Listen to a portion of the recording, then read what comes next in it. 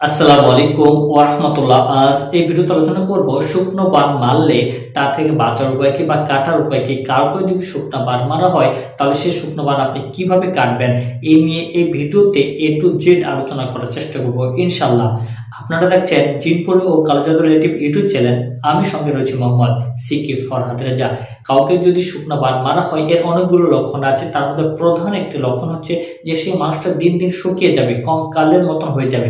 যে দেখেন খাওয়া দাওয়া সবকিছু ঠিক আছে, রুচিও ঠিক আছে, ডাক্তারের কাছে যাচ্ছে কিন্তু কোনো রোগ ধরা পড়তেছে না, দিন দিন মানুষটা শুকিয়ে যাচ্ছে, মানে কঙ্কালের মতন একবারে হয়ে গেছে। যদি এরকম ধরনের সমস্যা হয়ে থাকে তাহলে আজকের এই আমলটি আপনার জন্য। আপনি যদি এই আমলটি টানা 21 দিন করতে পারেন তাহলে 7 দিনের মধ্যে এই ফলাফল পেয়ে যাবেন ইনশাল্লাহ। যদি এরকম কারো সমস্যা থেকে থাকে, আপনি দিন দিন শুকিয়ে যাচ্ছেন, খাওয়া দাওয়া সবকিছু ঠিক আছে, তাহলে এই আমলটি আপনি এইভাবে করুন যেভাবে আমি আমলটি করার কথা বলতেছি। প্রথমত আপনি কয়েকটা জিনিস সংগ্রহ করবেন। এই জিনিসগুলো হচ্ছে প্রথমে মসজিদের পানি সংগ্রহ করবেন পরিমাণ মতো, সেটা আধা লিটার হতে পারে বা 1 লিটারও হতে পারে। দ্বিতীয়ত যে সংগ্রহ করবেন সেটা হচ্ছে আনার ফল 11টি সংগ্রহ করবেন। তারপরে খেজুর সংগ্রহ করবেন 500 গ্রাম, কালো জিরা সংগ্রহ করবেন 100 গ্রাম এবং মধু সংগ্রহ করবেন 500 গ্রাম। এই জিনিসগুলো সংগ্রহ করার পরে আমি যে কোরআনের আয়াতগুলো পড়তে বলবো, আমি যে কোরআনের আয়াতগুলো যেভাবে পড়তে বলবো সেভাবে পড়বেন, যে নিয়মে খেতে বলবো ঠিক সেভাবে খেলে আপনি কয়েক দিনের মধ্যে ফলাফল পেয়ে যাবেন ইনশাআল্লাহ। তো আশা করি আপনি জিনিসগুলো সংগ্রহ করেছেন। জিনিসগুলো সংগ্রহ করার পরে একটি রুমে বসবেন। রুমের মধ্যে বসানোর পরে সামনে জিনিসগুলো সুন্দরভাবে সাজিয়ে নেবেন। নেওয়ার পরে প্রথমে আপনি দুরূদ ইব্রাহিম 7 বার পড়বেন, সেই জিনিসগুলোর উপরে একটি ফু দিবেন। দেওয়ার পরে সূরা আল ফাতিহা 7 বার পড়বেন, একটি ফু দিবেন।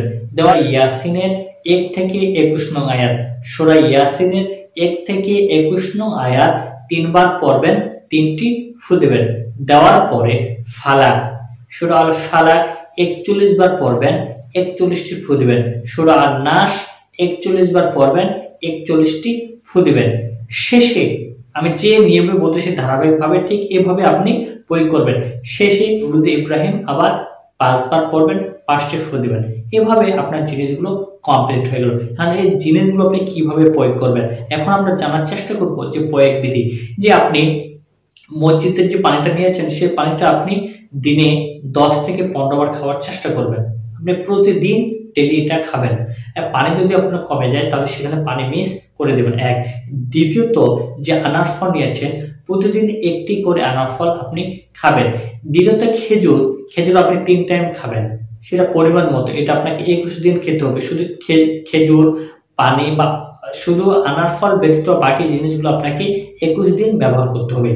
তো আপনি খেজুর 3 টাইম ব্যবহার করবেন বা 3 টাইম খাবেন। সকালে 3টা, দুপুরে 3টা, সন্ধ্যায় ঘুমানোর পূর্বে 3টা, 3টা করে খাবেন। তারপরে আপনি ওই যে মধু এবং কালো জিরা আপনি 2 সময় খাবেন, সকালে একবার, রাত্রে ঘুমানোর আগে একবার। এভাবে আপনি কন্টিনিউ ভাবে এগুলো খাবেন এবং প্রত্যেক নামাজের শেষে আপনি স্ক্রিনে দেখতে পাচ্ছেন ইয়ামু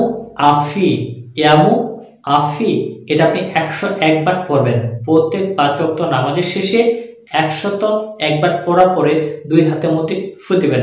দেওয়ার পরে সারা শরীর আপনি ভালোভাবে মেসেজ করে দেবেন। এই আমলটি যদি আপনি 21 দিন এবং অবশিষ্ট জিনিসগুলো যদি আপনি 21 দিন খেতে পারেন এবং এই কয়েক দিনের মধ্যে এই ফলাফল দেখতে পাবেন ইনশাআল্লাহ।